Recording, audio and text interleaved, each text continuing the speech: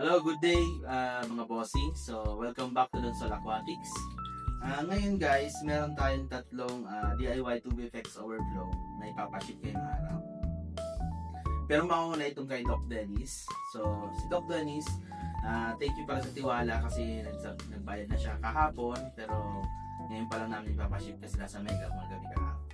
So, ayan guys, going to Nueva Ecija. And then meron tayong order dito na isda. Tatlong breeder size na leopard short body glass belly going to Albay.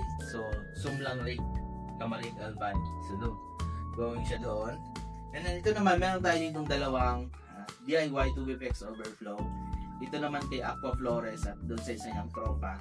So ayan guys, ipapaship naman ito going to Leyte. So waiting lang sa payment, maybe later. Then papaship din natin siya. So maraming salamat guys. Yung apat na DIY Tube Effects Overflow na ginawa natin, isa na lang yung natira. At may kulang pa kasi kami doon na tab, kaya hindi pa namin mabuo. So sa mga gustong umorder, sisikapin namin mabuo yun. At kung meron pang dagdag na order, gagawin kami ng mga bago. So antayin nyo lang guys, kung nag-post kami ng available, grab nyo na agad yung opportunity na mabibili para mapunta agad sa inyo. Kasi it takes time din gumawa. So ayan guys, maraming salamat. See you again on our next video. Bye bye.